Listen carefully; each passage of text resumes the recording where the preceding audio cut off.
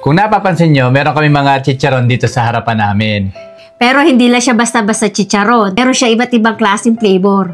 Yan. Dala to ni Sir Carlo ng Mateo's Kitchen. Gusto niya ipa-taste test ng mga chicharon nila. Actually, bukas na to, tinikman na namin kanina.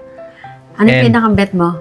Ako, para sa akin, itong barbecue. Masarap yung barbecue. Sa akin naman, yung vinegar. Kasi hindi mo na kailangan magsuka. Kanin na lang. Ito, paririnig ko sa inyo yung kung gaano kalutong. Narinig nyo? Ang kagandahan dito sa chicharon nila, hindi lang siya basta balat. May taba siya. Meron sila ditong original, barbecue, vinegar, sour and cream. At meron din siyang spicy vinegar, spicy barbecue. Wow. Para sa mga mahihilig sa maanghang. Malutong siya.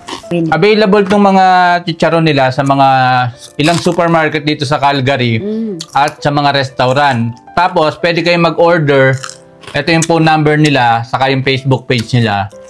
Ang ganda pati ng packaging nila, tingnan nyo. Pati resealable siya. Tapos punong-puno pa siya. Diba? Yan. Yan, kaya para sa taste test namin, ano masasabi mo? Approve. Ang sarap, ang lutong.